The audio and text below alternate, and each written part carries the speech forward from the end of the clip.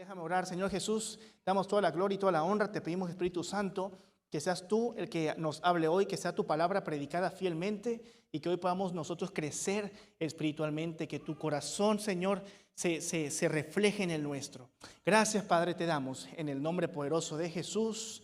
Amén y amén. A los que les guste anotar, por favor, anoten lo siguiente.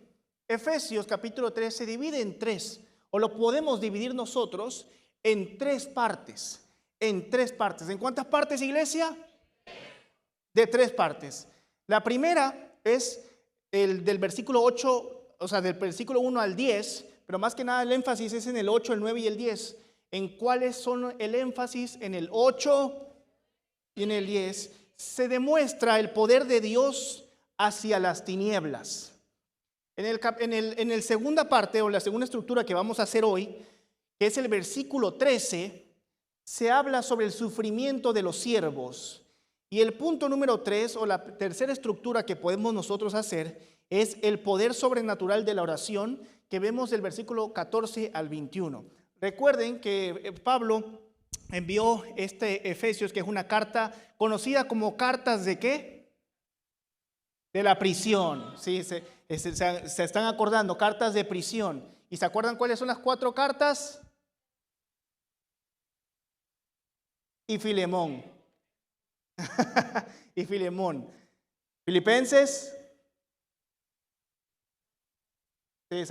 y Filemón. ¿Se recuerdan? Ok, entonces estamos hablando aquí. Pablo está desde la cárcel y está mandando esta carta a Éfeso. Pero recuerden que esto es una carta circular. Esto estoy haciendo como que un simple, rapidito resumen. Esto es una carta circular. ¿Qué significa una carta circular? Que aunque la recibió la iglesia de Éfeso, era para todo el mundo. Todo alrededor. Entonces esa carta la recibió Éfeso, pero Éfeso tuvo la tarea de repartirla a todas las iglesias. Entonces por eso se llama carta circular. Y Pablo está hablando mucha doctrina, mucha enseñanza para nuestra vida como cristianos, para nuestra vida espiritual. Y es importante ir comprendiendo todo esto. Aprendimos sobre la doctrina que nos enseña aquí, de que Dios nos escogió, de que hemos sido salvos por gracia. Y esto es muy hermoso. El capítulo 3 vamos a empezarlo y vamos a leer versículo 1 en adelante. Dice la Biblia: por esta causa yo, Pablo, prisionero de Cristo Jesús, por vosotros los gentiles. ¿Por qué está prisionero Pablo? ¿Por quiénes? ¿Por quiénes? Por los gentiles. ¿Quiénes son los gentiles? Todo aquel que no es judío. Así de sencillo. Dice aquí, el versículo 2. Si es que habéis oído de la administración de la gracia de Dios que me fue dada para con vosotros, que por revelación me fue declarado el misterio, como antes lo he escrito brevemente, leyendo lo cual podéis entender cuál sea mi conocimiento en el misterio de Cristo. Misterio que en otras generaciones no se dio a conocer a los hijos de los hombres, como ahora he revelado a sus santos apóstoles y profetas por el Espíritu, que los gentiles son coherederos. Repita conmigo esa palabra: coherederos, y miembros del mismo cuerpo, y partícipes de la promesa en Cristo Jesús, por medio del Evangelio, del cual yo fui hecho ministro por el don de la gracia de Dios, que me ha sido dado según la operación de su poder. A mí, presta atención al 8, a mí, que soy menos que el más pequeño de todos los santos, me fue dada esta gracia de anunciar entre los gentiles el evangelio de las inescrutables riquezas de Cristo, y de aclarar a todos cuál sea la dispensación del misterio escondido desde los siglos en Dios, que creó todas las cosas, para que la multiforme sabiduría de Dios sea ahora dada a conocer por medio de la iglesia a los principados y potestades en los lugares, ¿qué dice? En los lugares celestiales. Nosotros podemos ver el versículo 8 y 9 que contrasta todos los anteriores, ¿sí? De que Pablo está diciendo prácticamente: yo estoy preso por los gentiles, por ustedes, pero no les está echando la culpa. Dice: yo estoy preso por ustedes. ¿Pero por qué está preso Pablo? Por los gentiles. ¿Qué significa eso? ¿Quién lo metió a la cárcel en ese momento? ¿Quién lo metió a la cárcel? Podemos pensar los romanos, pero si tú le prestas atención a la escritura, dice: soy preso por los gentiles. Quiere decir que Pablo en ese momento, recuérdate que Pablo tuvo varios encarcelamientos en Roma, sí, tuvo varios, Pero en este preciso momento, o en esta escena, Pablo está encarcelado por causa de los gentiles. Eso significa que está encarcelado por los judíos. Los mismos judíos se molestaban de que Pablo predicase la palabra de Dios hacia los que no eran judíos. Entonces ellos dijeron, mira, vamos a meterlo a la cárcel. Lo fue perseguido. Recuérdate que Pablo primero perseguía a la iglesia. Era como ellos. Y luego terminó siendo encarcelado y perseguido por como él era antes. Entonces él está en la cárcel por predicar una verdad que le dolía a los judíos. Él está encarcelado. Hermano, ¿qué te quiero decir con esto? Amiga, amigo, a veces nosotros vamos a sufrir por causa del evangelio. Pero eso nos debe de dar gozo, nos debe de dar fuerza. No vamos a sufrir quizás como estos hombres, porque ellos ya lo hicieron, ya pagaron ese precio, pero a veces vamos a perder amistades por causa de nuestras creencias. ¿Cuántos de aquí han perdido amistades? ¿Cuántos de aquí se han burlado de ustedes por su fe? Tienen amigos que uno quiere seguir teniendo, pero se burlan de ti a pesar de eso. Familiares a pesar de eso se siguen burlando de ti. Y uno tiene que aprender, aunque eso es parte de la vida, que en algún momento van a ser salvos, pero tampoco estés rogando por algo, cuando quizás te ha tocado a ti ser el que padece, ¿sí? Así que si te han dejado de hablar por causa de tu comportamiento, porque tú has mejorado, estás en buen camino. Eso yo quiero que tú lo sepas. Pablo está encarcelado aquí de nuevo, está encarcelado por predicar la palabra de Dios, está encarcelado por los mismos judíos, él está predicando la escritura, él está predicando el evangelio. Y entonces nosotros vemos aquí en este primer segmento de demostrar el poder de Dios en las tinieblas, de que Pablo prácticamente lo que está diciendo aquí es, yo tengo un llamado y mi llamado es predicarles el misterio de Cristo. Mi llamado es predicarles. Date cuenta que dijo, somos coherederos. Ustedes los gentiles son coherederos. Eso le ardía a los judíos escucharlo. Ahorita vamos a ir un poquito más profundo sobre esto para que lo comprendas. Entonces, el versículo 8 y 9 habla sobre la parte de Pablo, del llamado para predicar. Y luego vemos que en el versículo 10 dice algo curioso, que eso es lo que marca el propósito de por qué. Dice, para que la multiforme sabiduría de Dios sea ahora dada a conocer por medio de la iglesia. ¿A quiénes? ¿Qué son principados y potestades en los lugares celestiales? ¿Qué son? ¿Qué son? ¿Qué se te viene a la cabeza? ¿Ángeles? No. ¿Demonios? El enemigo. Cuando dice lugares celestiales no se refiere al cielo, se está refiriendo al aire. Recuerden algo, hermanos. No podemos nosotros nunca ignorar esto. Nosotros estamos día y noche en una guerra espiritual. Porque dijo el mismo apóstol Pablo, nuestra lucha no es contra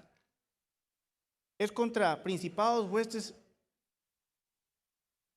¿Te das cuenta? Todo el tiempo hay una guerra. Desde que tú te levantas hay una guerra espiritual. Hay una guerra que dice que está invisible ahí en los aires. El enemigo peleando contra los ángeles. Uno está peleando contra la tentación. Todo eso es espiritual. Efesios 6:12 mismo lo dice. Efesios 6:12, si te vas al capítulo 6, dice, nuestra lucha no es contra carne ni sangre. Entonces, muchos de los problemas que nosotros tenemos puede que sean físicos, externos, materiales. Y tú puedes pensar que son cosas de la vida, pero aunque sean físicos, externos y materiales, muchos de nuestros problemas son espirituales. Muchos de nuestros problemas en el trabajo son espirituales. Muchos de los problemas en nuestro matrimonio son ¿qué? Muchos de los problemas con nuestros hijos son, muchas de las situaciones que pasamos en nuestras empresas son espirituales. Porque el enemigo te va a atacar de forma espiritual. Porque cuando te logra desconcentrar, empiezas a fallar en el juego llamado vida. Por eso dice que nosotros pongamos el casco, ¿verdad? Para evitar los dardos del enemigo, evitar todo esto, porque el enemigo ataca aquí a la cabeza, porque esta es la parte espiritual. Yo he contado esto varias veces, pero la lección más grande, una de las lecciones más grandes que he recibido en mi vida fue cuando yo estaba jovencito y jugaba fútbol. Y me acuerdo que un día estaba entrenando y se metió este entrenador al campo Porque había un tiempo en la semana, un día a la semana, que hacíamos un partido entre el cuadro titular y los suplentes. Y había un árbitro y se metían, ¿verdad?, a hacer las jugadas, a ver cómo íbamos a hacerlo, cómo funcionaban, y el rendimiento, etcétera, etcétera, etcétera. Y en ese tiempo empezaron a traer los entrenadores que fueron jugadores profesionales allá en México. Y se metió uno de ellos, y durante todo el partido, durante todo el entrenamiento, yo jugaba el centro, el medio centro, ¿sí? Durante todo el entrenamiento se la pasó golpeándome, me escupió varias veces, me jalaba el pelo. Hoy en día uno se va y lo acusa, eso es abuso infantil. Pero en ese tiempo, que no era mucho, pero en ese tiempo uno aguantaba vara, ¿verdad? Entonces, este entrenador se la pasó pisándome los pies, golpeándome los muslos, jalándome el pelo, me escupió la cara, me escupió los zapatos, me golpeaba en el brazo, me dormía los brazos. Durante todo el partido, que era de entrenamiento, yo me la pasé quejándome con el árbitro. Solamente le decía, árbitro, mire, y yo me reía, pero a la vez me molestaba, árbitro. Cuando termina la sesión de entrenamiento, me saca aparte y me dice, yo te gané el partido desde hace rato. Y digo, ¿pero por qué? Y me dice, porque desde que te empecé a pegar y empezaste a quejarte con el árbitro, dejaste de jugar fútbol. Dejaste de jugar fútbol. Por eso perdiste todas las pelotas. Porque ahora empezabas a pensar en lo que te hicieron, en lo que yo te hacía. Y cuando tú logres sacar a alguien de la mentalidad, si tú lo logras sacar del partido, ya le ganaste el juego. Me dijo, cuando tú veas que tu contrincante solamente se queja con el árbitro, ya le ganaste el juego. ¿Qué creen que yo hice el domingo? Que nos tocaba partido. Yo empujé, yo pegué, yo escupí. Y cuando yo me acuerdo que había ese contrincante que estaba jugando y empezó a decir, árbitro, yo me acordé y dije, ya lo saqué del partido. No pasaron 10 minutos y el entrenador del equipo contrario lo sacó del juego. ¿Por qué cuento esto? Porque precisamente en esta semana, ¿verdad? Yo venía con unos problemas en la cabeza, unas situaciones, y yo venía manejando solo y venía orando, venía alabando al Señor en el carro y decía, Señor. Y en eso Dios me dijo, acuérdate,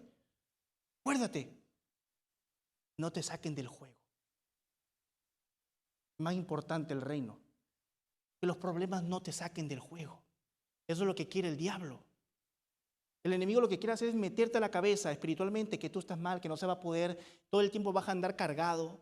No, si estás en tu casa, pero no estás en tu casa. Estás sentado a la mesa con tus hijos, pero no estás sentado a la mesa con tus hijos. Estás en una cita con tu esposa, pero no estás en la cita con tu esposa mentalmente. Estás trabajando, pero no estás rindiéndote porque estás pensando en lo que te sucedió. Vienes a la iglesia y estás en la iglesia sentado escuchando la palabra de Dios y quizás nada más ves a alguien hacer así.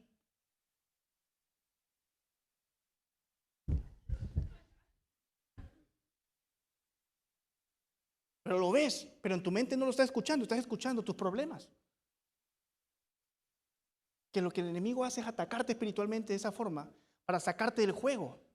Y si tú estás pensando más en el problema y te estás quejando con el árbitro, estás dejando de jugar el juego hermoso de la vida. Nunca dejes que te saquen del juego. Nunca dejes que el enemigo te quite la mente. Nunca dejes que el enemigo te haga dudar de Dios. Deja de quejarte con Dios. Empieza a jugar el partido que es la vida, que ciertamente lo vas a ganar, porque esa es una promesa que Dios te dio. Cristo ya venció, hermano.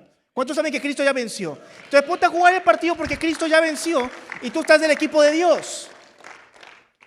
Me voy explicando. Ahí es donde ataca el enemigo, porque todo esto es espiritual. Y tú dirás, me duele el hombro, me duele la cabeza, porque muchas cosas están sucediéndote por la forma espiritual. ¿Qué es lo que tú tienes que hacer? Mantenerte en oración todo el tiempo.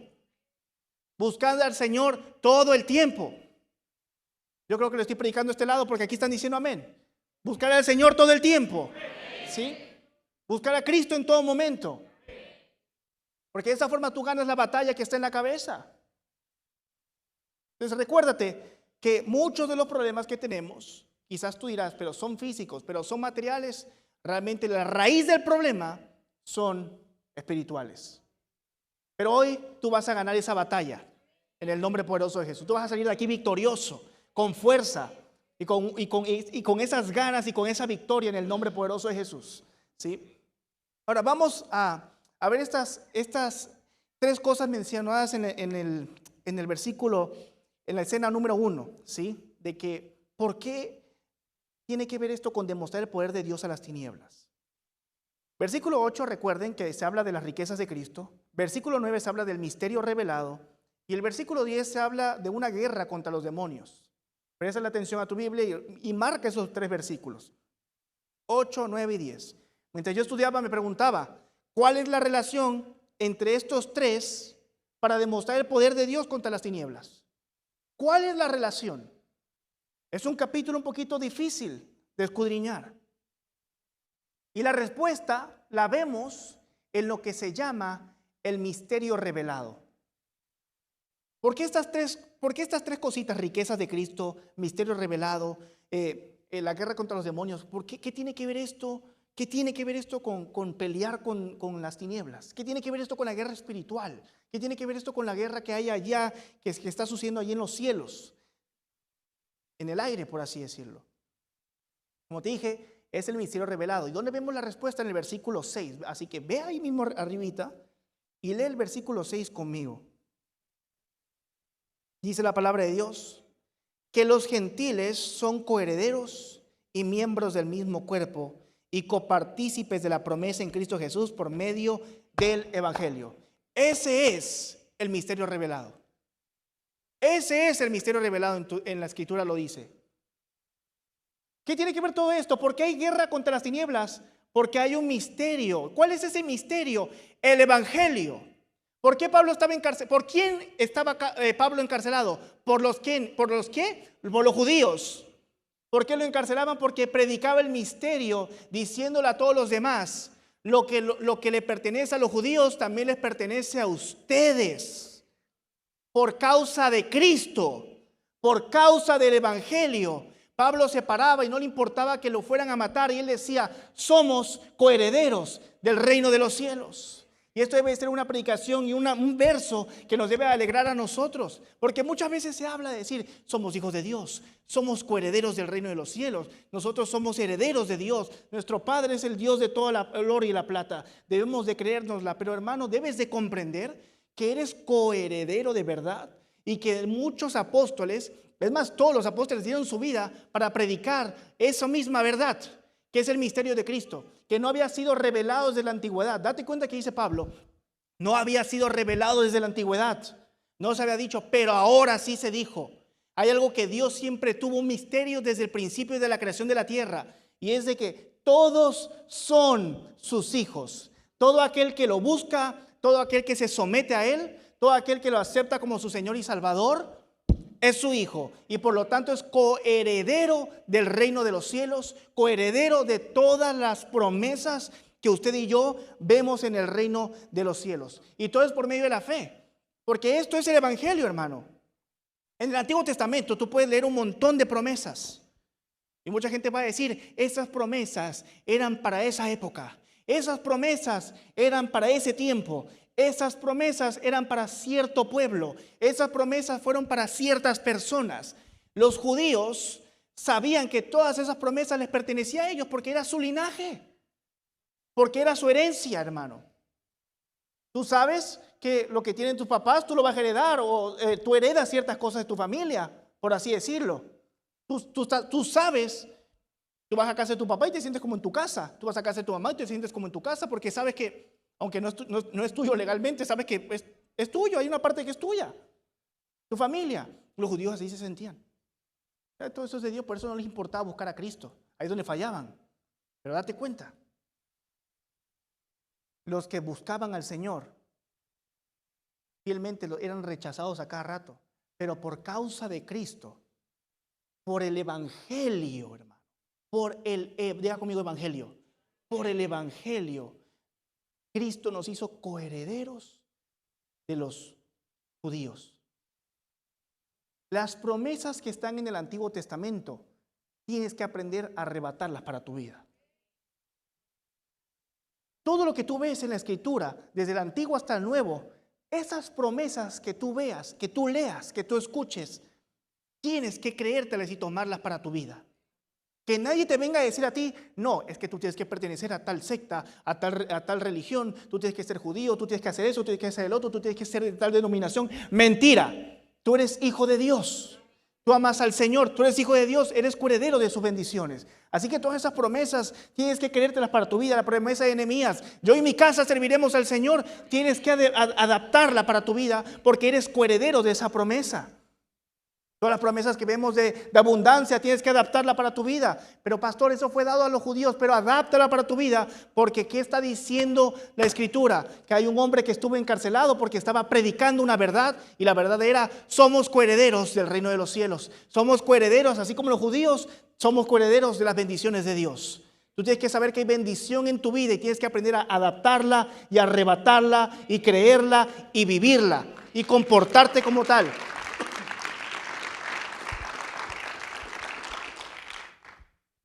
Ahora,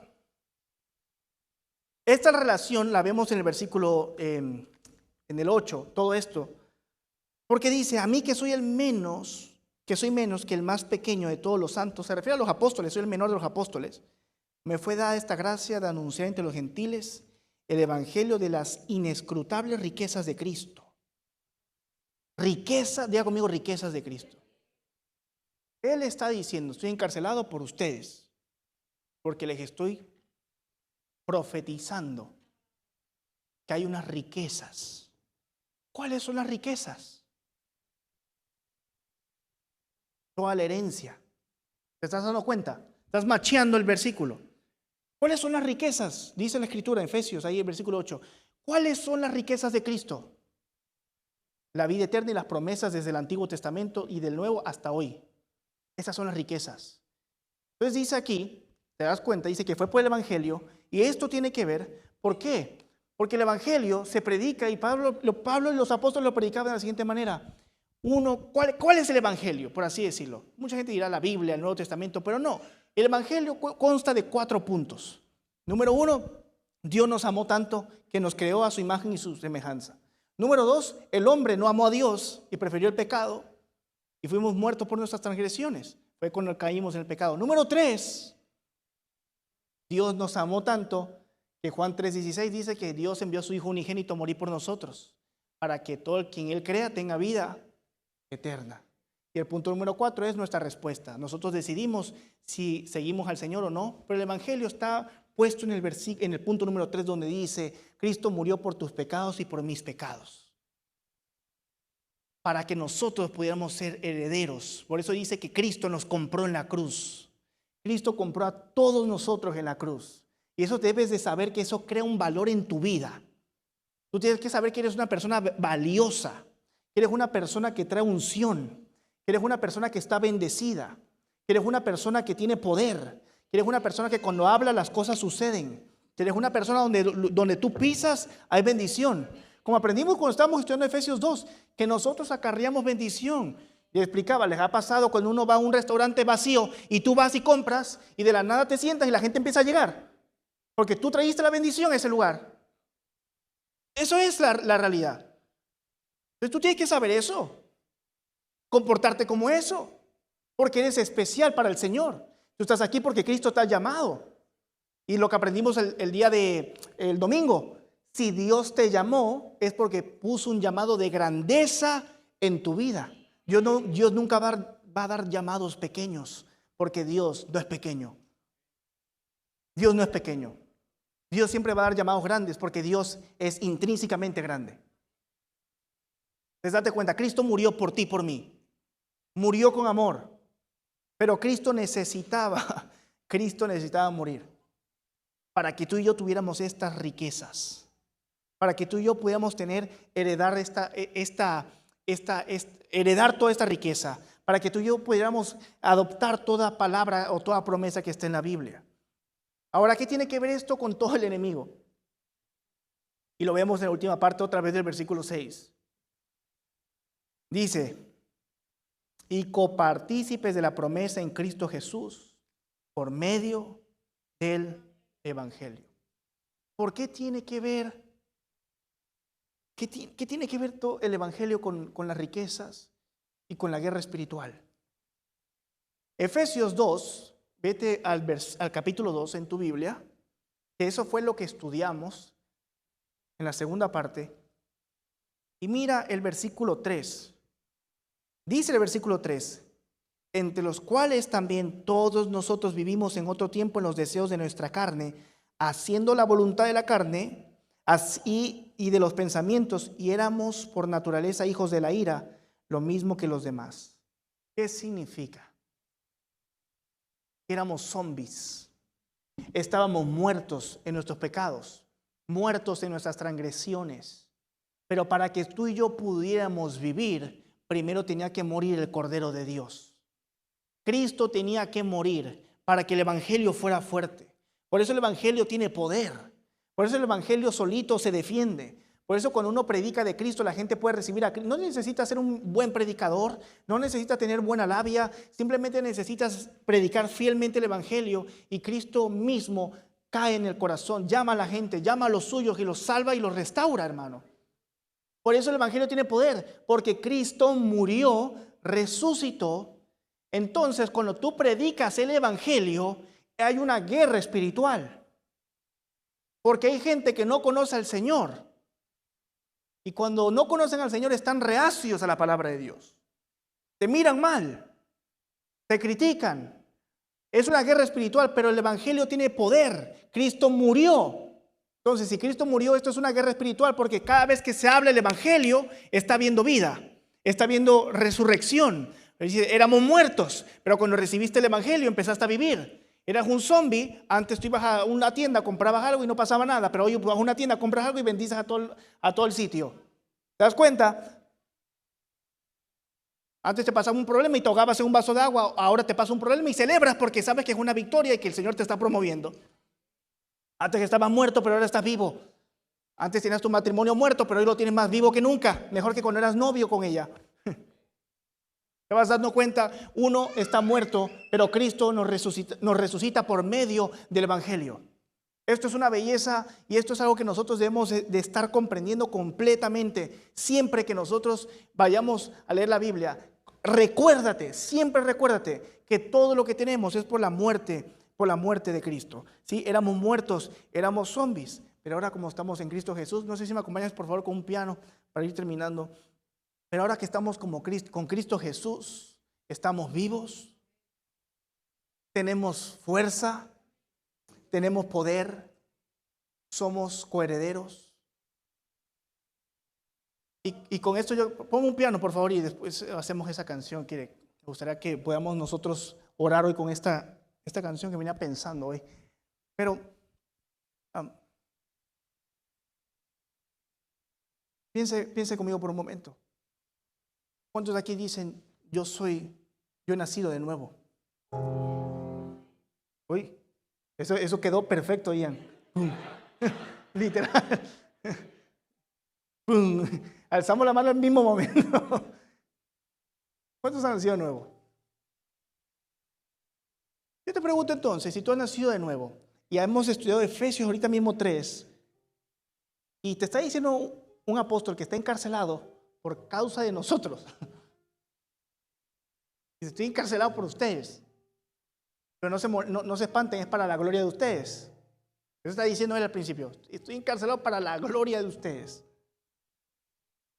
Me han metido a la cárcel porque he predicado una verdad, el misterio de Jesús. Que es de que ahora todos somos coherederos.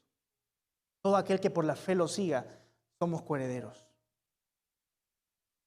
Si muchos de los judíos, no creyendo en Jesús, caminaban con orgullo, porque sabían que eran hijos de Dios y de un linaje escogido. ¿Por qué nosotros que seguimos al Señor y lo tenemos en nuestro corazón, decimos ser cristianos, pero nos doblamos ante el problema? ¿Por qué si tú eres coheredero del reino de los cielos y de las promesas de la Biblia, por qué tú llegas a la iglesia con una mentalidad diciendo, no se va a restaurar mi vida? ¿Por qué entramos a un lugar y en lugar de caminar como hijos de Dios, caminamos así? Como el domingo enseñábamos también. Uno dice, grande y fuerte nuestro Dios, grande y fuerte nuestro Dios. Pero cuando ves el problema empiezas a decir, grande y fuerte nuestro Dios. Nosotros somos hijos de Dios. Y debemos de comportarlos de tal forma. Debes de pensar como tal. Debes de vivir como tal. Debes de actuar como tal. Hoy yo le vengo a predicar a alguien y decirle: si tú comprendes esta palabra en tu corazón, el día de mañana levántate y ve, toca esa puerta que te da miedo tocar, porque el Señor la va a abrir. Levántate y emprende ese negocio que te da miedo emprender, porque el Señor te va a bendecir. Atrévete a orar por tal persona, porque el Señor le va a tocar el corazón. Ora por un enfermo, porque el Señor lo va a sanar. Tienes que aprender a comportarte de tal forma. Ve y predícale a tus hijos. Ora por tus hijos. Ora por tu esposo. Ora por tu esposa. Porque las promesas del Antiguo Testamento son de hoy para nuestra vida. Están hoy en nuestra vida para los que somos hijos de Dios. Deja de pensar que no se puede y empieza a pensar: soy un hijo de Dios, por supuesto que se va a poder. Soy un hijo de Dios, por supuesto que se va a poder. Por supuesto que lo voy a lograr. Ese pensamiento de las tinieblas, de decir no se puede, es donde de verdad el que debemos de romper. Esa es la guerra espiritual, hermano. A veces pensamos que la guerra espiritual es el chancleteo y como que te reprendo, diablo, te reprendo, diablo, te reprendo, diablo. Pero la guerra espiritual que se nos está mencionando aquí es esta, la que el enemigo usa para evitar que tú te creas un hijo de Dios. La que el enemigo usa para hacerte sentir que todo se acabó, que no te vas a levantar de esta. Esa es la guerra espiritual de verdad, que tú necesitas vencer. Es tiempo de venir a la iglesia con alegría. Es tiempo de venir a la iglesia con alegría. No venir a la iglesia solamente cuando nos va mal. No venir a la iglesia solamente porque estoy necesitando algo. No venir a la iglesia porque hoy fue un día pesado, voy a la iglesia que me recargue las pilas. No, debemos de venir con la iglesia también con alegría, porque somos hijos de Dios. Yo estoy fuerte en las buenas, pero también estoy fuerte en los problemas, porque el Señor, mi Dios, me respalda, y porque soy un hijo de Dios. Recuerda que eres un hijo de Dios, que eres una hija de Dios. Y los que son papás aquí me van a entender. Uno daría todo por sus hijos. Imagínate Dios contigo, que dio a su propio hijo para morir por ti, para que tú seas coheredero, y sin embargo tú creas que no puedes hacerlo. Ahí es donde le faltamos al respeto al Señor. El versículo 13 dice la escritura: por lo cual pido que no desmayéis a causa de mis tribulaciones por vosotros, las cuales son vuestra gloria. El sufrimiento es la gloria. Y anótate esto: tu sufrimiento de hoy es la gloria de mañana. Tu sudor de hoy es la recompensa de mañana.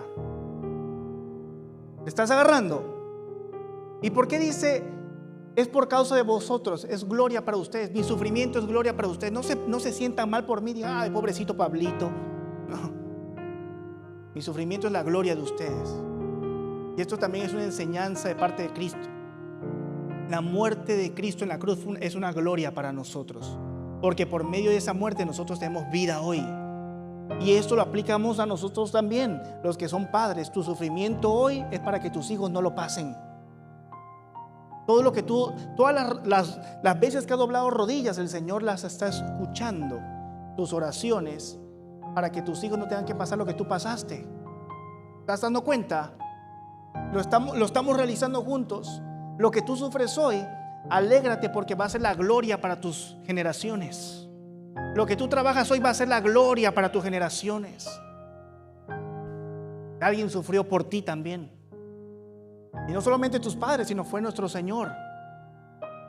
Y guárdate esto: tú dirás: pero pastor, estoy sufriendo mucho, me está costando mucho. Sigue trabajando, síguete esforzando, síguete levantando temprano, síguete durmiendo tarde por tu sueño. Sigue haciéndolo, porque lo que hoy te cuesta, mañana lo vas a gozar. ¿Lo comprendes? Lo que hoy te cuesta, mañana lo vas a gozar. El que no suda, que no coma. Pero el que suda y el que trabaja, que coma, y que coma bien. El sufrimiento es la gloria. Sufrimiento es la gloria. Lo que tú sufres hoy, recuerda, mañana va a ser la gloria. Y por último, nosotros leemos, y eso te lo dejo de tarea. Si tú lees el versículo 14 al 21, vemos que Pablo vuelve a orar. De hecho, si tú lees aquí: mira, por esta causa doblo mis rodillas. Y él empieza a hacer una oración hermosa, que para que les dé riquezas. ¿Saben por qué él vuelve a orar? Y les dice eso: tengo que volver a orar para que ustedes comprendan en su cabeza que son coherederos. que Cristo les recuerde las riquezas. Oro para que ustedes se acuerden que son hijos de Dios. Oro para que ustedes se acuerden que ese milagro puede suceder. Y mira cómo termina en el versículo 20-21 dice: y aquel que es poderoso para hacer todas las cosas mucho más abundantemente de lo que pedimos o entendemos, según el poder que actúa en nosotros, a Él sea la gloria en la iglesia y en Cristo Jesús por todas las edades, por los siglos de los siglos. Amén. Pablo vuelve a orar y dice: doble las rodillas, empiezo a orar por las personas. Date cuenta que esto es una oración que se empata con la oración del primer capítulo. Cuando tú leas la oración del primer capítulo, se empatan juntas, van de la mano. Y Pablo está orando las riquezas, que las riquezas de Cristo sean abundantes en su vida. ¿Te das cuenta que Pablo vuelve a mencionar que tiene que ser abundante? ¿Lo empatas con lo que estamos enseñando ahora en Extiéndete? Que Dios no nos llamó para darnos migajas, que Dios no te llamó para darte bendicioncitas, que Dios te llamó para cosas grandes, que la herencia es grande, no es pequeña, que aunque sufras hay bendición, que aunque sufras hay gloria, porque los que no tienen a Cristo sufren y están chavados, pero los que tienen a Cristo sufren y tienen gloria, pero una gloria abundante. Lo que tú estás pasando hoy es muy difícil, va a ser más grande la recompensa. Dios actúa de esa forma y todo eso es una guerra espiritual. No dejes que el enemigo te saque de la jugada. Nunca lo permitas. Recuerda que hay un propósito grande en tu vida. Pablo termina esta oración diciendo: Dios nos va a dar más todavía.